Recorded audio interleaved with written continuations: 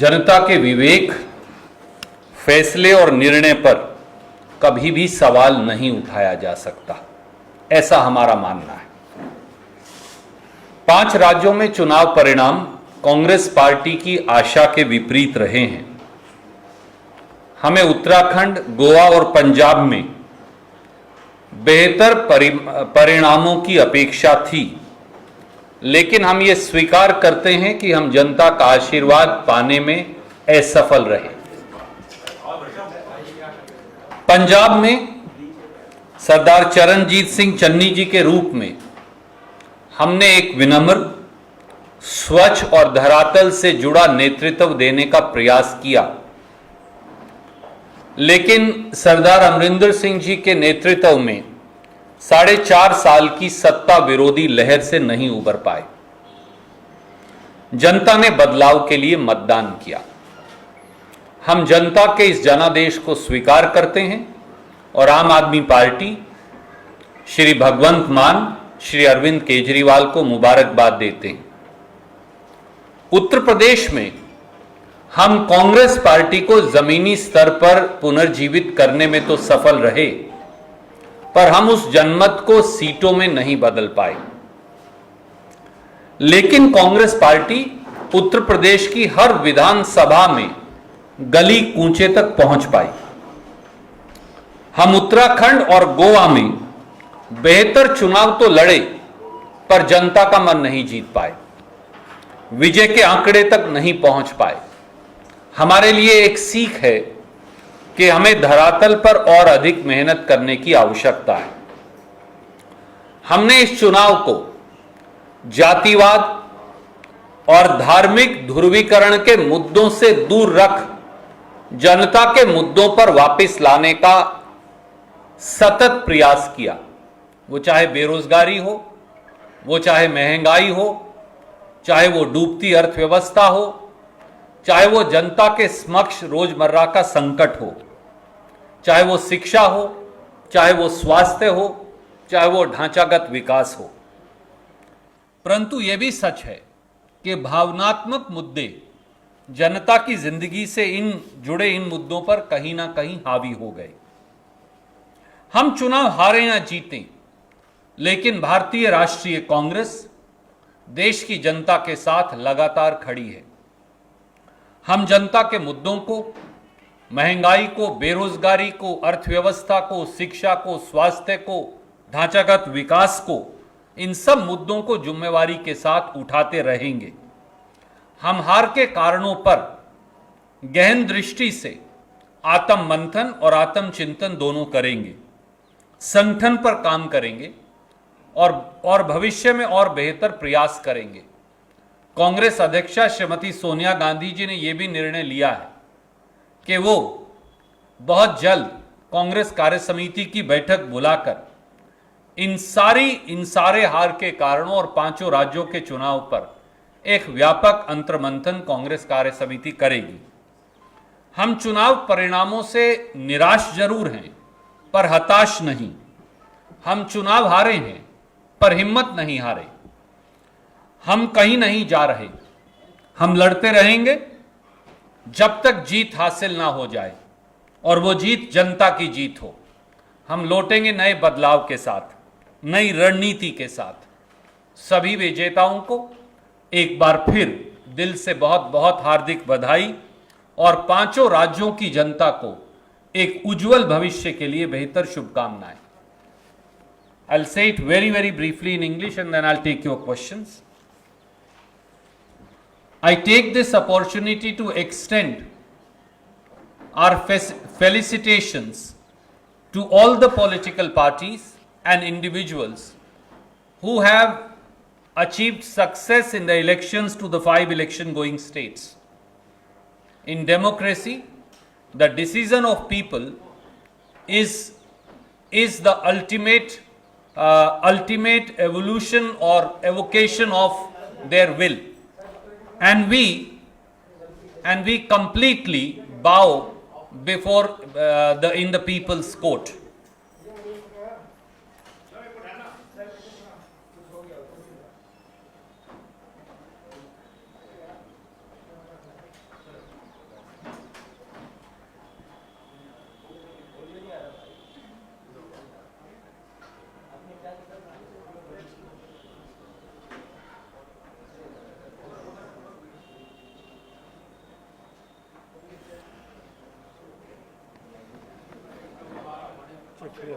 Can you hear me now?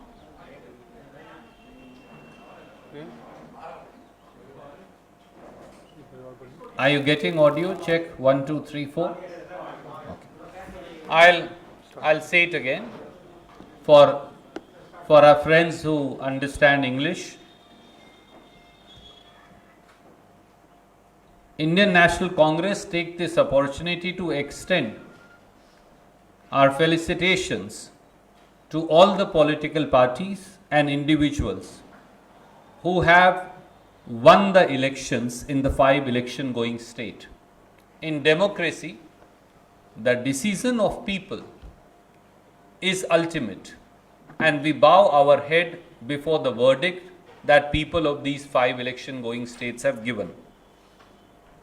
It's a fact that the results of the 5 election going states are not as per our expectations. We expected far better results in Goa, in Uttarakhand and in Punjab, and we accept that we have not been able to completely win the trust of people of these states. In Punjab, Congress party presented a new leadership in Sardar Charanjit Singh Channi, who is son of the soil, comes from a very humble background, is honest and dedicated to the cause of people of Punjab. But the entire incumbency of 4.5 years under Sardar Amrinder Singh, we could not overcome. People voted for a change, and we congratulate for Punjab the Aam Aadmi Party, Sardar Bhagwant Mann, as also Shri Arvind Kejriwal. In Uttar Pradesh, we were able to resurrect and revive the Congress party up to the grassroots in every village and in every town of Uttar Pradesh. But it's a fact that that resurrection and the fight, determined fight that the Congress party put up has not got converted into seats in this election. We did fight a determined, we did put up a determined fight in Uttarakhand and Goa, but we could not achieve the mark of victory. And that's a lesson that we will learn to work harder as also alongside the people.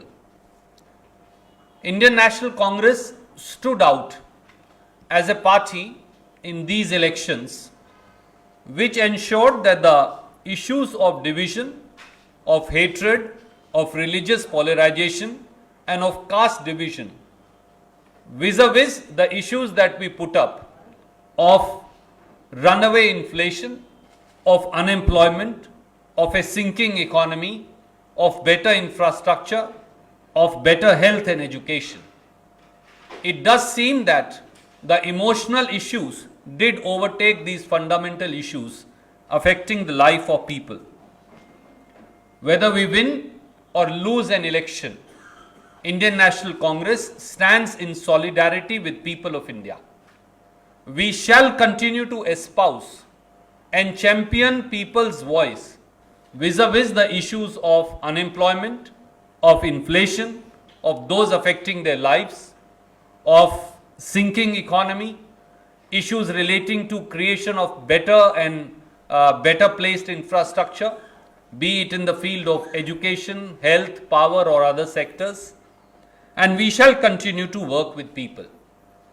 We are disappointed, but we are determined to work back with the people of India, as also to resurrect ourselves from the grassroots by having a detailed introspection.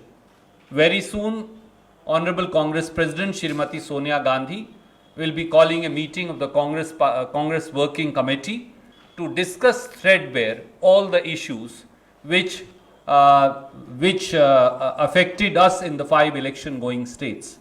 Once again, I take this opportunity to congratulate all the winners in all the 5 election going states. I also thank all the Congress leaders and workers in the 5 election going states for the hard work, zeal and dedication that they worked to make the party a success, although we haven't succeeded. I also extend my best wishes to people in these 5 states for a better future, for working with the new governments. Any questions? I'm happy to take one by one. Okay. I'll come back to you. एक उत्तर प्रदेश से, एक पंजाब से। उत्तर प्रदेश में प्रियंका गांधी वाड्रा की मेहनत काम नहीं आई चुनावी नतीजों के तौर पे, और दूसरा पंजाब जिसमें की उम्मीद ये की जा रही थी आपकी पार्टी की तरफ से ही कि किसान आंदोलन के बाद ज़्यादा अच्छी उम्मीद है सरकार रिपीट करने की, लेकिन क्या वहाँ आंतरिक कलह जो है वो पार्टी को खा गई? आदरणीय साथी, उत्तर प्रदेश में श्रीमती प्रियंका गांधी जी ने सामाजिक न्याय की लड़ाई लड़ी। मैं सिर्फ इतना कहूंगा कि जो लड़कियां लड़ सकती हैं वो कभी हारती नहीं। लड़कियां दृढ़ता से खड़ी हैं, लड़ी हैं और लड़ती रहेंगी। प्रियंका गांधी जी के नेतृत्व में उत्तर प्रदेश की हर विधानसभा तक कांग्रेस पार्टी का तिरंगा पहुंचा, हमारा काडर क्रिएट हुआ। हर मुद्दे पर जो उत्तर प्रदेश की जनता से जुड़े थे, श्रीमती प्रियंका गांधी और कांग्रेस नेतृत्व ने आगे बढ़कर लड़ाई लड़ी। ये सही है कि हम उसे जनमत में इस बार नहीं बदल पाए, पर हमें भी विश्वास है कि वो बीज जो प्रियंका गांधी जी ने और कांग्रेस के नेताओं ने, कार्यकर्ताओं ने अंकुरित किया है, वो बीज एक दिन वट वृक्ष बनकर उभरेगा। पंजाब में आपने कांग्रेस पार्टी के वैचारिक भिन्नता का मुद्दा उठाया। मैं ये कहूंगा, पंजाब ही क्यों, हर प्रदेश के अंदर, प्रदेश में जो हमारे नेतागण हैं, हमारे साथी हैं, उन्हें ये सोचना पड़ेगा कि क्या वो एक दूसरे से राजनीतिक प्रतिस्पर्धा में कहीं उस पेड़ को तो नहीं काट रहे जिस पर हम सब बैठे हैं। क्या राजनीतिक इच्छा शक्ति या राजनीति में पद पाने की इच्छा इतनी मुखर तो नहीं हो गई कि हम कांग्रेस पार्टी को हराकर दूसरी पार्टियों को मजबूत कर रहे हैं।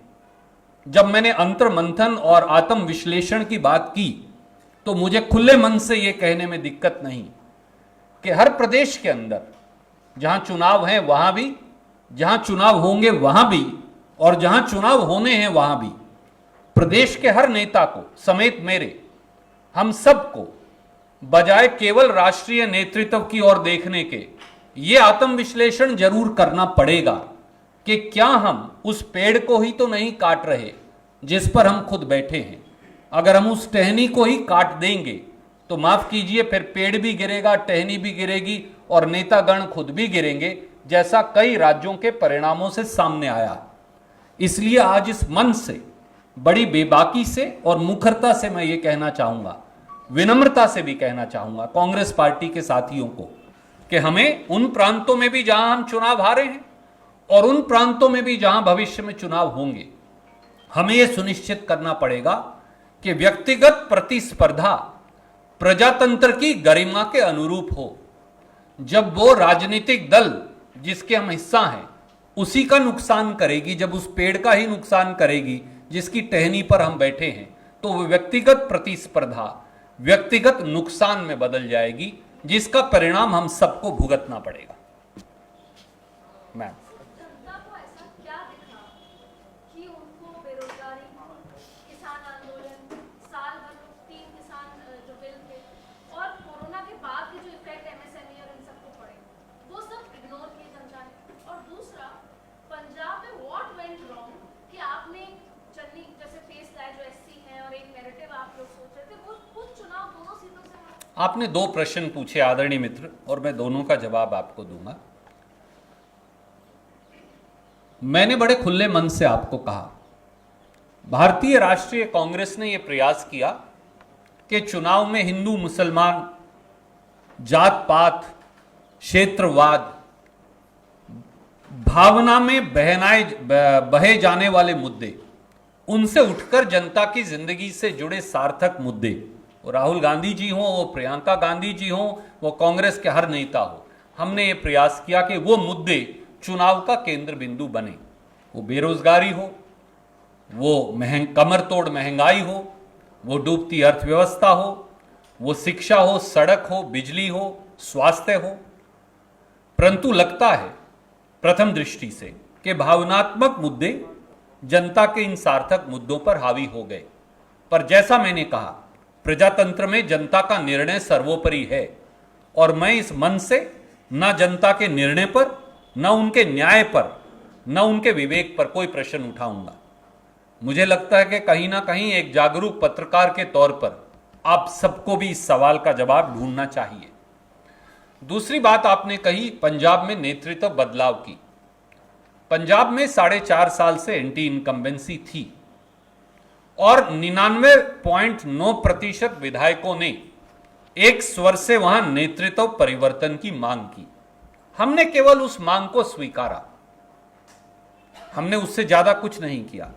क्योंकि अगर मैंने इस सवाल का जवाब पहले भी दिया है कि अगर हम वो मांग ना स्वीकारते तो फिर आप बोलते कि कांग्रेस का शीर्षतम नेतृत्व है वो ऑटोक्रेटिक है, वो विधायकों की बात नहीं सुनते।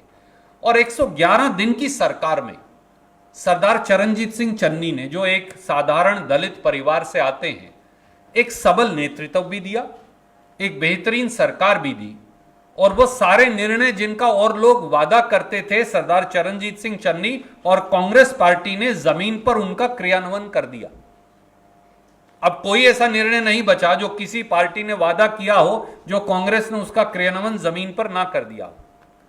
जैसा मैंने कहा, सब नेताओं को पंजाब समेत अब अंतर्मंथन और आत्म विश्लेषण करने की आवश्यकता है कि कहीं हम सब उस टहनी को तो नहीं और पेड़ को तो नहीं काट रहे जिसकी टहनियों पर हम बैठे हैं, और व्यक्तिगत प्रतिस्पर्धा कहीं दूसरी पार्टियों के फायदे और खुद की पार्टी के नुकसान में तो नहीं बदल गई है। उस सत्ता की आकांक्षा इस हद तक, इस कदर तो नहीं बढ़ गई कि हम विरोधी की मदद और खुद के पक्ष का नुकसान करने में लग गए हैं। पार्टी के हर कार्यकर्ता, प्रदेश के हर नेता को इस पर चिंतन करना पड़ेगा। Ma'am, I'll come to you. I have a lot of questions, but I'll just be brief. I'll come to you after him and you ask. And I'll come to you after him, ma'am. I have a lot of questions, but I'll just be brief because one is how long will the party be in denial about the leadership issue? Because of the fact we can see here that you can keep blaming various other people, and you've shown humility today of accepting and felicitating others. But somewhere down the line is the leadership issue. And I'm not even getting and spelling it further because you know what I imply. Would like to know whether you all will address this issue, number one. Number two, secular unity in states like Goa and Uttarakhand, which if you analyze, has been completely frittered away, and that has allowed what has happened. And now you have to counter an AAP, not only in Punjab, which is being taken over, but even in Himachal. So how are you going to answer these issues? My dear friend, today perhaps is not the day to minutely introspect, examine and immediately answer each one of your issues. I am not undermining anything that you are saying. Congress President Srimati Sonia Gandhi ji within hours will be calling, very shortly she will be calling a meeting of the Congress Working Committee where all these issues will be discussed threadbare. We have to do course correction. We have to introspect. We have to find a way ahead. And we have to ensure that people-centric issues continue to be relevant in our democracy. For if people's issues are dead, then that day will be the death knell for our democracy also. Forget about the Congress party. Congress party, Rahul Gandhi ji, Srimati Priyanka Gandhi ji, Congress leadership, we stood out in these 5 elections despite the fact that I am humble in my defeat. But we stood out for a fact that if there was one political party that was raising people's issues and saying let's move away from issues purely based on emotions, religious polarization, caste divisions, regional polarization to issues that affect this country today, be it health, be it education, be it road and electricity infrastructure, be it availability of jobs, be it quality of education, be it runaway inflation, be it sinking of economy.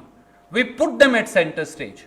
Yes, I concede we have not succeeded today, but my temporary failure to put these issues in imagination of people of the 5 states is not a failure of these issues. These are issues that affect lives of people of these 5 states as also rest of India, as also you and me, everybody sitting in this room. So we need to re-introspect and we need to re-examine and reimagine these issues as also ourselves. And Congress Working Committee will provide a way forward. Can I go to her and then I'll come back to you? Yes, sir. After her, I'll go to her and then I'll come back to you. On the issue of this, which you're saying that every Congress person has to register, My friend, I have already answered it, but I will very briefly restate it. Some friends, including Uma Shankar ji and Sunil ji and many other friends, asked a question vis-a-vis the leadership issues of Punjab. And I said, why Punjab alone?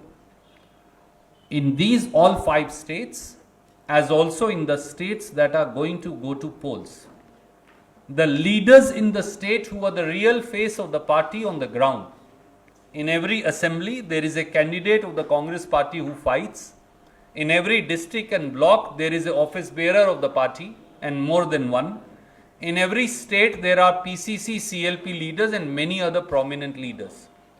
Each one of us, forget about the just relying upon the leadership of the Congress party at the center. Bereft of that, each one of the state leaders need to seriously introspect, re-examine, rethink, and answer for himself or herself whether the war of positions between themselves, and that includes the person sitting on this dais also, both of us, whether the war of position among ourselves is undermining the position of the party to an extent where we end up helping the cause of our opposition and where we end up causing loss to the Congress party. Whether the war has become, or the differences of opinion, or the quest for positions has become so bitter that we are harming or cutting the very tree that the Congress people are sitting upon. That's a question that each one of us will need to introspect, think over and answer, not only in Punjab, not only in Uttarakhand, not only in Goa, but across the country. Yes, sir. Sir इस चुनावों को लोकसभा चुनाव के semifinal के तौर पर भी देखा जा रहा था. Just to brief on that, आपने जवाब दिया कि आपको जितनी की जरूरत है ऑन इन कमेंट में 2024 की राह क्या इन चुनावों के परिणामों के बाद और ज्यादा कठिन हो जाएगी? आदरणीय साथी, ये बहुत सारे पत्रकार मित्र जो हैं उनके अपने अपने जज्बात हैं और मैं उनका सम्मान करता हूं. मुझे नहीं लगता कि कोई 2 चुनाव एक जैसे हैं. हर चुनाव नया है, हर चुनाव में नए मुद्दे हैं, हर चुनाव में लोग नए तरीके से वोट करते हैं. 2024 के चुनाव के लिए मैं ये समझूंगा कि हमें धरातल पर और ज़्यादा अधिक मेहनत करके संगठन को मजबूत करने की ज़रूरत है और इन चुनावों को हम 2024 के लिए एक सीख के नज़रिए से देखेंगे. Sorry ma'am, I will come to you first. Sir, आपने अभी कहा कि पंजाब में पिछले 4.5 साल से एंटी इनकम्बेंसी थी और आपने सिर्फ अपने विधायकों की बात सुनकर कैप्टन अमरिंदर सिंह को उनकी पोजीशन से हटाया था.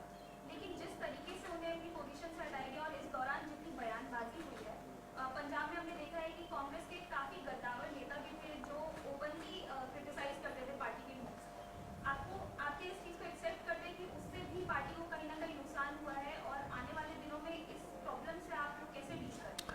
आदरणीय मित्र, ये 3 अलग अलग साथी सवाल पूछ चुके और मैं व्यापक इसका जवाब दे चुका, पर मैं केवल ये कहूँगा, हर बार जब बयानबाजी होगी, हर बार जब हम प्रतिस्पर्धा एक दूसरे से दुश्मनी या नफरत में बदल देंगे, तो हर बार कांग्रेस को नुकसान होगा. और मुझे लगता है कि इस पर हर व्यक्ति को, कार्यकर्ता को, नेता को, छोटे से बड़े नेता को आत्मविश्लेषण की आवश्यकता है.